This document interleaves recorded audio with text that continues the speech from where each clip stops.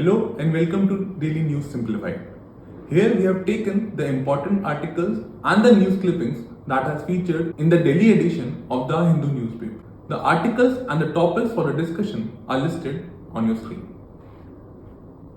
Moving on to the first article of the day, the article has featured on page 7 of the Hindu and basically talks about the caste based violence that has happened in the Nanguneri town of Tamil Nadu. Now, the article explains that an Anganwadi worker has recounted how her children were brutally attacked by the classmates from the Thevar community, which is a OBC group, and they were attacked primarily due to their Dalit identity. Now we'll understand this article from the perspective of General Studies paper 4, that is from an ethical point of view. Now you can get an ethics case study wherein the caste based violence can be framed as a case study model in your question. The caste based violence in India are not new and they are not restricted to any one part of the country. That is, neither the South nor the North India is devoid of the caste based violence, as this was not the first incident that has taken place in the southern India. Earlier in the year of 1985, there was Karamchedu Dalit massacre that took place in Andhra Pradesh. In 2011 also, there was Kodankulam caste violence between again Dalits and the Thevar community. There was Dharampuri caste violence that took place in 2012 in the same Tamil Nadu. And in 2013, Marakkanam caste violence took place between the Dalits and the Vaniyas during a Dalit festival.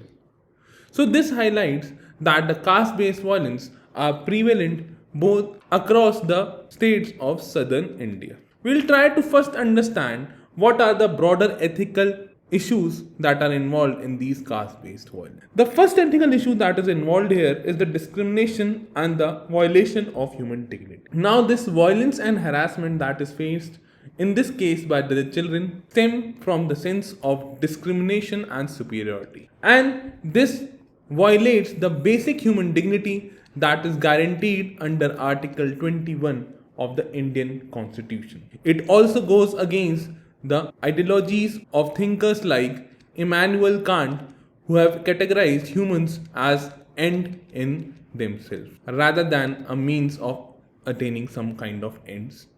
Thus, it is violative of the principles of fundamental rights as enshrined in the Indian Constitution and also goes against the teachings of Immanuel Kant. Further, the next ethical issue that is involved in the case is the issue of violence and harm. Now, this violence and harm is used here by the prominent community to assert their dominance. And this dominance is asserted basically for the abuse of power. So the abuse of power and assertion of dominance in this case by the Thevar community in Tamil Nadu highlights the next ethical issue. Further, there is also a case of denial of social justice and equity. The unequal distribution of resources and opportunities between the dominant caste and the Dalit community highlight the issue of the lack of social justice and the equity. And this highlights the needs as suggested by RAU'S, which has called for equal distribution of resources and opportunity for the creation of a just society. Also, it will lead to education and inequality, as these kind of violent incidents not only give flair to caste-based discrimination, but it will also cause a decrease in the enrollment of Dalit children in these schools due to the caste-based incidents and will further impact their educational opportunities. It will exacerbate the educational inequalities and keep them involved in the vicious cycle of low education, low access to resources, and thus their marginalized status. Also, the next ethical issue that this case highlights is the lack of accountability. There is a lack of accountability which is reflected through this case, as this highlights the lack of accountability not only on the part of law enforcement agencies but also on the justice and the judicial system of the country, which has failed to ensure justice for the people who have faced such kind of discrimination. Also, these activities or these kind of discrimination will also cause psychological trauma. Psychological trauma will be suffered by the victims as well as the witness of such crimes, and these psychological trauma will have lasting impact. And at the last, these types of caste-based violence raises a question on the role of law and enforcement agency. As though there are laws under the IPC and under various other acts such like that of SC and ST Prevention of Atrocities Act, which are there to curb caste-based violence, but such laws and the role played by the enforcement agencies is not able to deliver on the broad objectives for which they were brought in. So these were the ethical issues involved in the case. Now we'll try to understand what can you, if posted as administrator, do, or what can be done to further reduce the caste-based violence, as the steps can be taken by the administration. The first step that the administration should take is to ensure immediate legal action. A thorough and unbiased police action and investigation is required after such an incident has taken place in any part of the country, and all those who are involved should be apprehended. There is a need for effective implementation of the laws that are particularly meant for the community, that is, for the Prevention of Atrocities Act against SC and the ST should be implemented in letter as well as spirit. Further, there is a need to create awareness against caste-based discrimination at the levels of school, colleges, and also among the local communities, such that any caste-based discrimination can be removed at the learning stages, and also if ingrained in the local communities, they can be eliminated. There is a need to ensure community engagement, wherein there should be open dialogue between the different caste groups such that any kind of animosity can be removed. Here, the example can also be quoted of the initiative like In Search of Change, which was taken by the Superintendent of Police L. Balaji Sarvanan, or community dinners can be organized from the same purpose. There is a need to enhance the school facility such that schools remains a place of learning and not a center of bullying. There is also a need to ensure counseling and rehabilitation of the people who have been the victim of the caste-based violence, and active help from the non-government organizations can also be taken up to mitigate the impact of such caste-based violence. There is a need for the stricter implementation of the laws related to the caste-based violence, and there is a need of collaboration to ensure speedy justice of those who have suffered from caste-based violences, and thus there is a need for collaboration between the legal experts and the advocacy groups. Also, there is a need to empower the marginalized communities by promoting entrepreneurship and also ensuring financial support for their small scale businesses and other initiatives, which will enhance their employability and the economic position in the society. There is a need to promote social integration also, and this can be done by organizing cultural exchange events between the community. At the last, regular monitoring and reporting of the cases and involvement of non-government organizations which will serve as eyes and ear of the district administration, and effective use of social media, print media, and other media along with different channels of communication to disseminate the positive stories of intercaste cooperation and the success stories. The media platform can be used to raise the awareness and also to highlight the negative consequences of caste-based violence. So, with this article, we have seen what are the ethical issues that are involved in the caste-based violence, which can be used to write answers over the same, and also what can be the steps taken if you are posted as the district in charge officer for this or by the administration on a whole. Moving on to the next article of the day, the article has featured on page 8 of the Hindu and basically talks about India-US relationship. Now the article mentions that the US ambassador Eric Gressity has welcomed the congressional approval of the deal between General Electric and Hindustan Aeronautical Limited. Now the ambassador also explained in the same article that this is the first ever such technological transfer deal between India and US, which will further bolster the defense ties between the two countries. Now this article is important from the perspective of General Studies paper 2, which mentions the topic of international relations and India's relation with developed countries. The first thing to understand about this topic is to have a little background. Now, the Indian Prime Minister Narendra Modi recently had made a state visit to the United States of America, and several key documents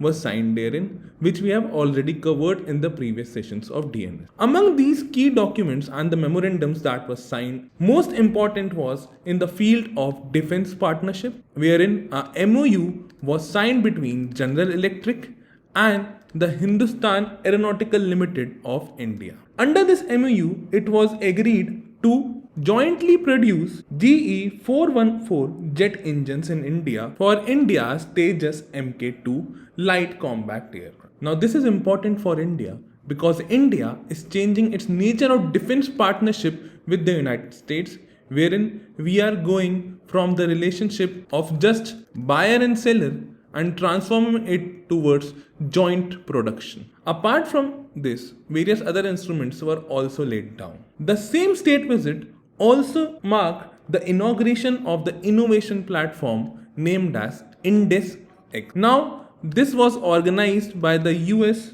India Business Council, and this was done to bolster the defense industrial collaboration. Now, this can again be seen as a step forward in deepening of strategic partnership, particularly in the field of defense between the India and US, where joint production as well as establishment of innovation platform is seen in the same direction. The two countries at the recent summit also concluded cooperation in the field of space technology, where the India and US have agreed for a mission to International Space Station in 2024. Apart from this, previously India and US had established the ICET, that is the Critical and Emerging Technologies Partnership, and the leaders during this state summit has welcomed the rapid progress that has been made in this regard. Now, this ICET will not only involve technological collaboration between India and the US, but both the countries are also partnering to build resilient supply chains under the same mechanism. And the leaders have also welcomed partnership over the emerging areas of critical minerals, which forms the backbone of modern day industries for both the countries. Apart from this, as the last big takeaway of the recent state summit of Prime Minister Modi to the US was collaboration between the private sector. Now, collaboration between the private sector of the two countries is very important to take the business ties or the trade ties between the countries to the next level. And this private sector cooperation was seen by the deal between the US semiconductor giant Micron Technology, which has announced to invest up to $825 million in Gujarat, marking a new chip assembly and test facility. And this will also be partnered by the Indian and the Gujarat government, marking the total investment for this new chip assembly facility towards a total of $2.75 billion. Now, if we analyze the total of these partnership that is signed between the countries or the agreements that were signed during the state summit, one thing is clear. Today, technological collaboration is appearing to be a mainstay between India and the US. And this technological collaboration is appearing between India and the US. It is reflective of also the geopolitical realities, as both the countries today face challenges from the emerging competitors like China. And this geopolitical realities is tackled by collaborating in the field of defense, particularly through sharing of critical technologies like seen under the collaboration of General Electric and the HAL, by the signing of ICET and the private sector cooperation over the micron technology.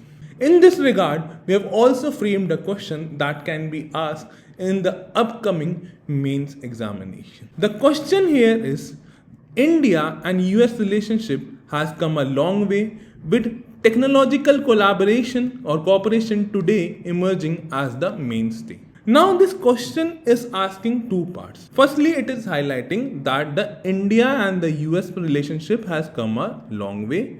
And secondly, we need to highlight the growing technological cooperation between the two countries. So we'll start our answer by analyzing the relationship between US and India. And the relationship between US and India has evolved today from distant democracy to engaged part. And this is due to geopolitical realities and with the rise of China. Now, the US sees India as a pivotal swing state against the Chinese increasing influence. And the use of technology is changing the landscape of strategic competition between the countries. The first area of collaboration between the countries has emerged to be in the field of supply chain integration. Both the countries have faced the shortage of semiconductor due to the COVID crisis. And thus, India and US have reached the understanding to establish the semiconductor supply chain mechanism. And for this purpose, we can also give the example of the recent deal between the Micron, that is the semiconductor giant of US, to establish a plant in Gujarat. The second area of technological cooperation between India and US today that is emerging is in the field of signing of foundational agreements. Now, the India and US defense cooperation has evolved, and tech cooperation has emerged today as the mainstay, and India and US have signed all the 4 foundation agreements, that is LEMUA, COMCASA, BECA and GISMOA. Now this highlights the close level of cooperation between the armed forces of both the countries, which will ensure interoperability in situations of crisis. This highlights the increasing tech collaboration between the armed forces also.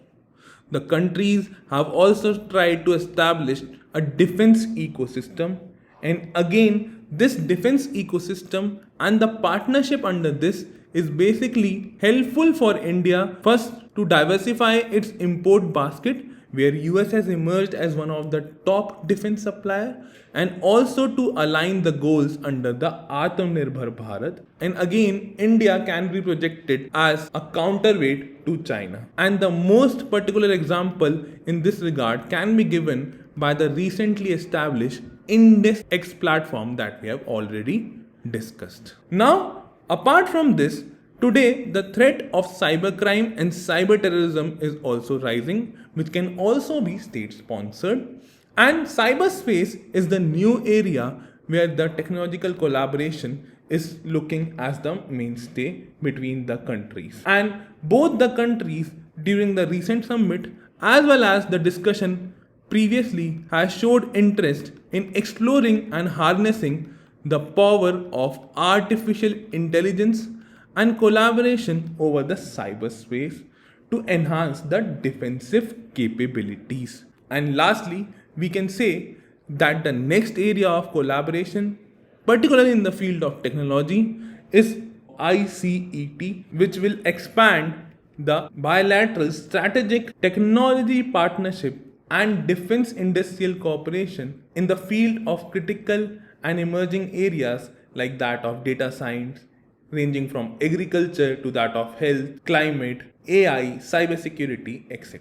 Thus, technological cooperation can be regarded as the mainstay of partnership between India and US today. And this collaboration has contributed to US emerge as one of the largest trading partner for India and holds great promise for further collaboration in the field. So you can conclude your answer by this line. So through this article, we have not only covered what was mentioned under the article, we have also covered the key outcomes of the recent state summit by Prime Minister Narendra Modi to US, and also seen a question which can be asked in the mains examination talking about the technological collaboration and cooperation emerging as the mainstay of partnership between India and US today.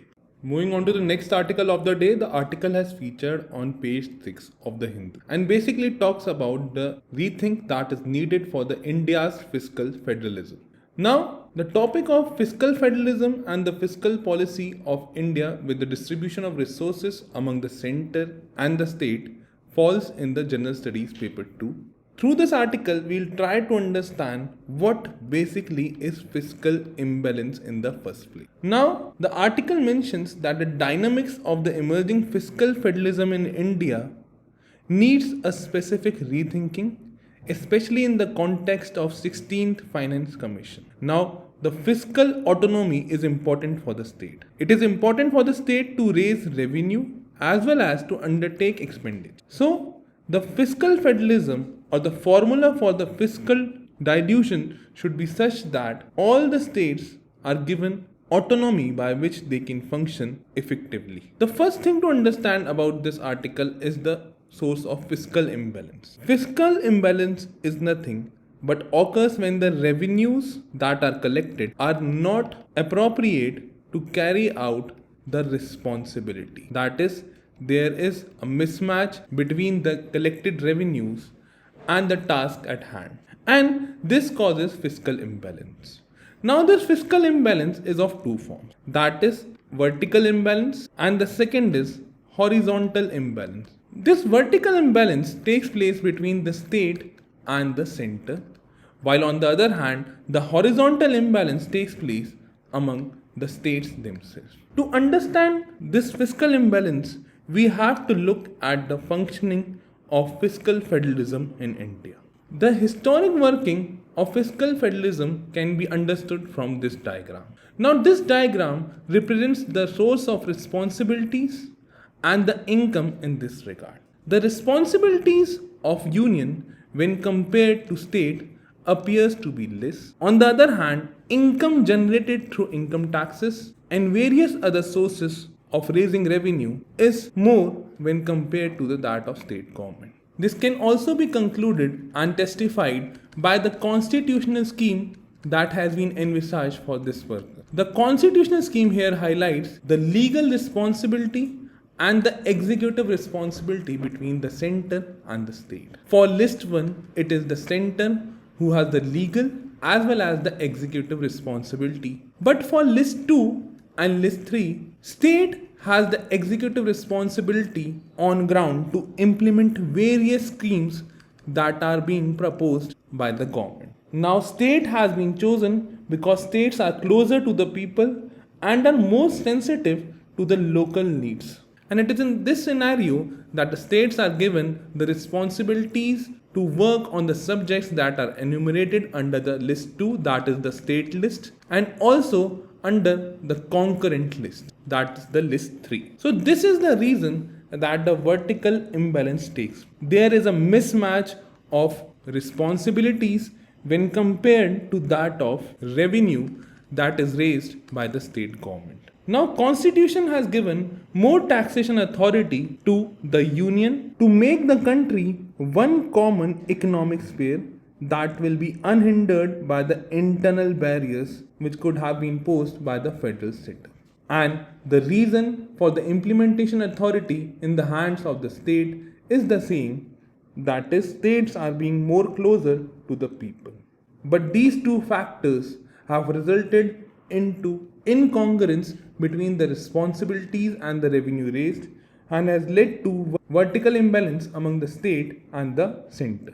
On the other hand, the horizontal imbalance takes place between the state themselves. This horizontal imbalance takes place between the state themselves because the federal structure and the aspiration needs to be kept in mind. and there is a difference in allocation of resources to the states on the basis of number of factors, which includes historical factors or the historical background, difference of resources availability with the state, capacity of the states to raise their own finances, and also with regard to the population of the state concerned and their location. And in this regard, it can be concluded that there is a recognition that there will be imbalance between the center and the state in the form of vertical imbalance and horizontal imbalance that will be present among the states. And for this purpose, Finance Commission under Article 280 has been constituted, which will create mechanism to ensure that these imbalances are minimized between the states. Though the Finance Commission has been working since the very inception, but there are certain challenges that have now erupted between the center and the state, which has compromised the fiscal relations between particularly the center and the state, that is in the field of vertical imbalance has brought in. The first reason that has been cited by the state is the higher share of cess and the surcharge. Now, unlike other taxes and surcharges are imposed by the center, not only are these cess and surcharges imposed by the center, they also do not form part of central divisible pool of tax, that is they are not shared with the state. And over a period of time, center has been increasing the scope of the surcharges and the, for example, the share of cess and surcharges as a percentage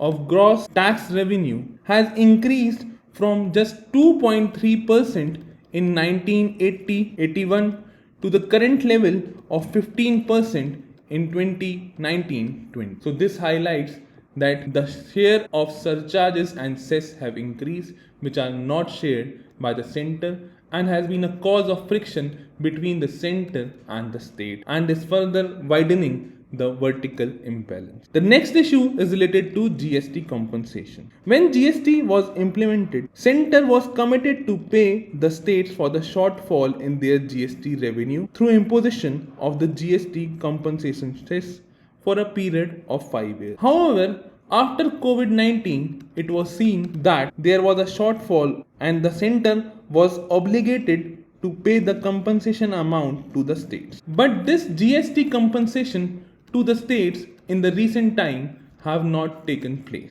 And this failure of the center to ensure GST compensation to the states have also caused political controversy between the state and the center to emerge.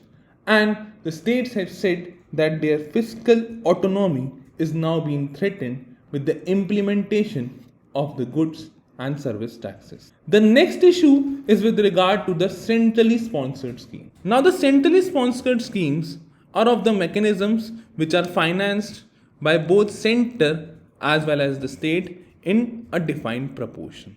That is, the financing comes from both center as well as the states, and the implementation authority is the state itself. However, with regard to the central sponsored scheme, the issue today is that the center lays down elaborate rules as well as guidelines with respect to the implementation of these schemes.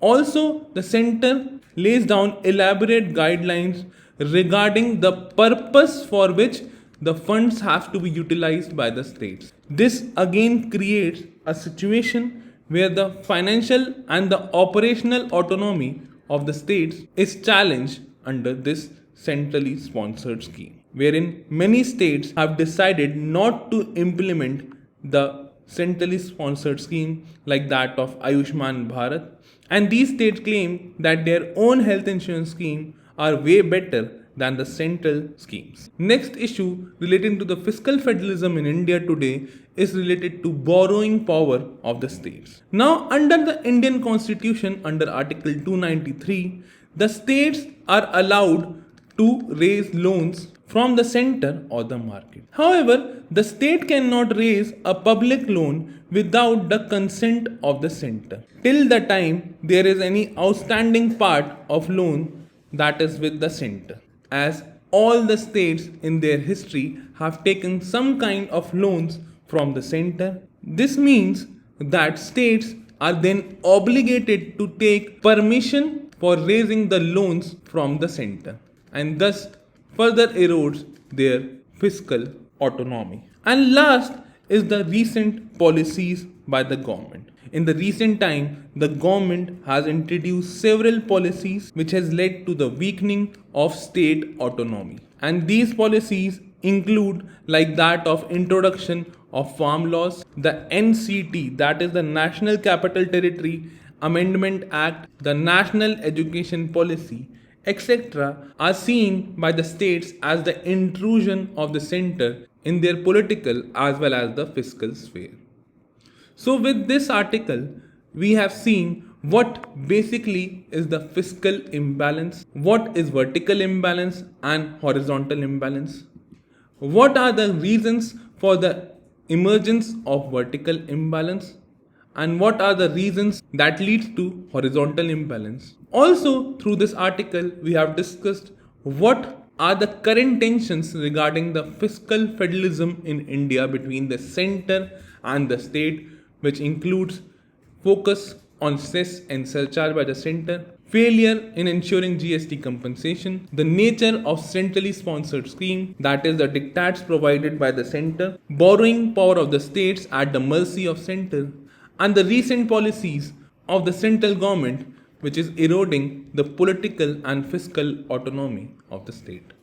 Moving on to the next article of the day, the article basically talks about the organization of BRICS. Now the article has featured on page 6 of the Hindu and talks about the inclusion of new members under the BRICS. Now this topic is important from the perspective of general studies too with regard to the international organization. Now if we look at the previous year question from prelims as well as the mains, we can see that international organization has been a recurrent theme of UPSC in the prelims as well as the mains examination, and they asked a question in 2015 related to the same international organization. Now the article mentions that ever since the grouping, that is the BRICS, has came into existence, new members are more than ready to join the group. 40 countries from the global south have showed their interest in joining the group, with at least 22 formal applications that have been made.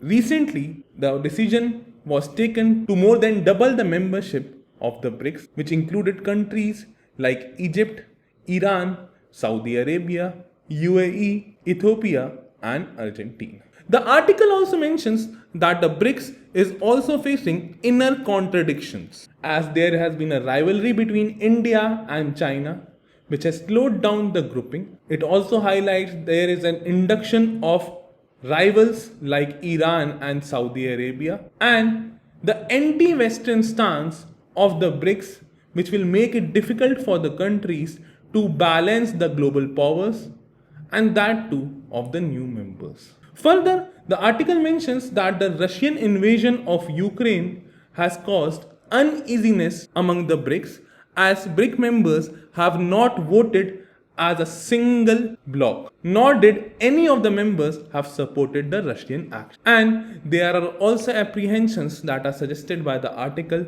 which highlights the growing ambitions of China to put out its own strategic and economic vision, and it will require a firm pushback for the members of the. Through this article, we'll try to analyze what is the recent significance of the inclusion of new members of the BRICS, what were the recent development at the recent summit of the BRICS that took place particularly for India, and also we'll try to discuss a question on the same. Now, the induction of new members under the organization of BRICS marks a foundation shift. It marks a foundation shift because now the bloc is shifting its orientation from just having or just being a non-Western alliances to include new members, and thus transforming its nature to a politically pertinent bloc. So rather than being an economic alliance of non-Western country, now BRICS,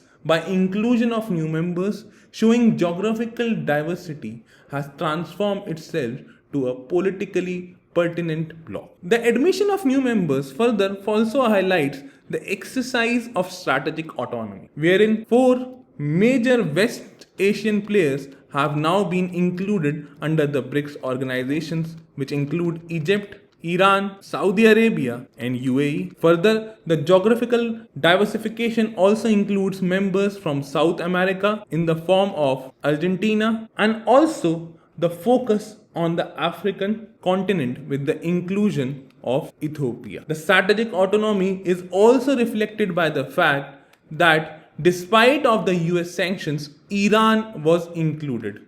Iran was also included recently in the organization called SCO, and now it is also included under the BRICS, which gives a clear message against the Western-led or the US-led sanctions on Iran. The recent move also highlights the rising Chinese clout. The rising Chinese clout is highlighted by the simple fact that Iran and Saudi Arabia have agreed to come on the same table because a diplomatic peace was brokered recently by China between the two countries. Now, the recent development or the inclusion under the BRICS also highlights the growing credentials of the global south and in the field of reforming multilateralism. It is also beneficial for India because the representation of global south is increased in the group, which will help the grouping to work together for the reformation of organizations like United Nations and also for the reformation of United Nations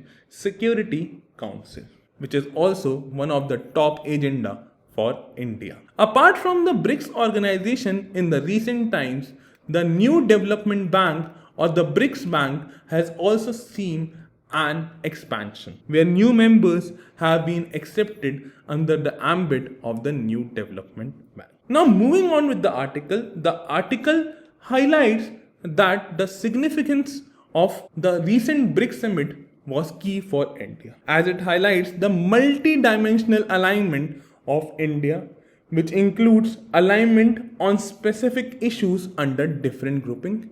For example, India is safeguarding its geopolitical interest by being a member of Quad and also highlights its interest among the global south countries through organization of BRICS. It also highlights the polydirectional foreign policy that is followed by India, as it not only will contribute to India's economic growth but will also boost the security of India and its subjects abroad and cooperation in the new areas of research and innovation, along with that of technological advancement and collaboration. Diplomatic advantage, as already discussed in the reform of the United Nations and the United Nations Security Council. The recent summit also highlighted a comprehensive agenda which is particularly favorable for India, as it included new dimensions like cooperation and collaboration in ensuring energy security,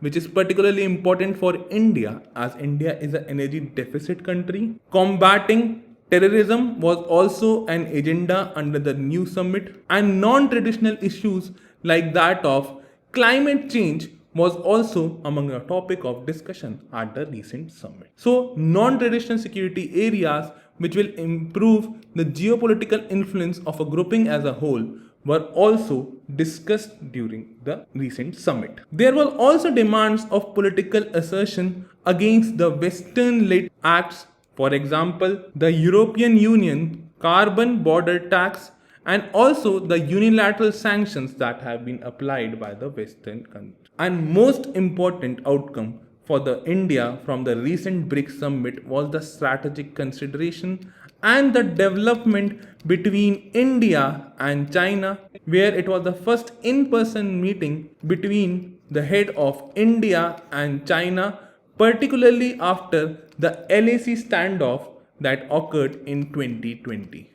And both countries have resolved for the early resolution of the border talk. And both countries have come out with the statement on the resolution of border issue, which can be regarded as the positive development for India. So, The recent summit highlighted the multi-dimensional alignment of India among Quad and BRICS, focused on areas of economic growth, security, research and development, and technological collaboration, reformation of multilateral organizations like UN and UNSC, energy security, combating terrorism, and non-traditional issues like that of climate change, a voice against Western-led unilateral sanctions, and the resolution of border issues with China. Now we have framed a question in this regard which can be asked in the upcoming mains exam. The question is that whether the expansion of organizations like BRICS or for that matter SCO serves purpose for India or not. Because recently there have been demand of the expansion of SCO also, with Saudi Arabia wanting a position in the organization. So a question in this regard is thus framed. The question is, expansion of organizations like BRICS and SCO serves little purpose for India.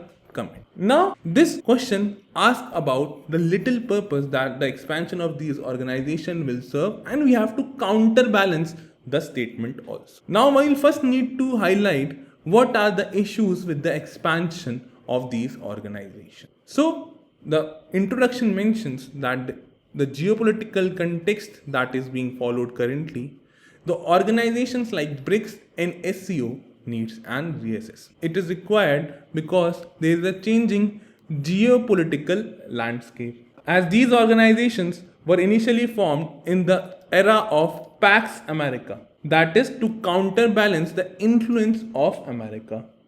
However, the geopolitical landscape has changed since then, and the ideological foundation of these organizations no longer align with the Indian interest today, as India is now moving close to the US. Secondly, it has been argued that countries having different ideologies are being now added to the organizations like BRICS or SCO. And these admission of new members with differing ideologies poses a risk that may lead to these organizations becoming dysfunctional. And particular example of SAARC can be written under this, as SAARC also witnessed the same phenomena where countries having their own interest and different ideologies about the organization as a whole led to this regional multilateral organization becoming dysfunctional as a whole. Recently, there is also a focus on the swing states. Now, in the recent time, there is emergence of swing states, that is the countries that have critical location, that have important resources and the capabilities that can shape the global balance of power. And the countries are now focused on improving partnership with the swing states, which particularly include countries like that of Saudi Arabia or that of Turkey. And the countries world over, with the retreat of globalization, are moving towards increasing their bilateral partnership with these countries. So the focus is on bilateral partnership with the swing states and not on the expansion of multilateral organization like that of BRICS, which will serve little purpose for India. Apart from that, we have already seen that the expansion will serve the geopolitical, geostrategic and geoeconomic interest of China more rather than that of India, and will increase the Chinese clout further. But at the same time, we have to counterbalance the answer. So we'll also highlight that the BRICS and SCO are important to address the global challenges. Now we have seen that the expansion of BRICS will help us achieve the goal of reformation of multilateral organizations like the UN and the UNSC. Also, expansion of BRICS or SCO will serve India in internationalization of its own currency and the emergence of a new international economic order. Further, through expansion of these organizations, India can address all of the non-traditional security threats better. And thus, it can be observed that these organizations have served India's interests better, and India needs this organization today for the emergence of a multipolar world order and also to align with its foreign policy objective of strategic autonomy and multi-alignment. And thus, the relevance is yet to be seen, and India should adopt a foreign policy which will be focused on the changing geopolitical realities, and that will go well with the interest under the guidelines of strategic autonomy. So, through this, we have seen why the expansion will not serve the interest for India, but why these organizations are still relevant for India also.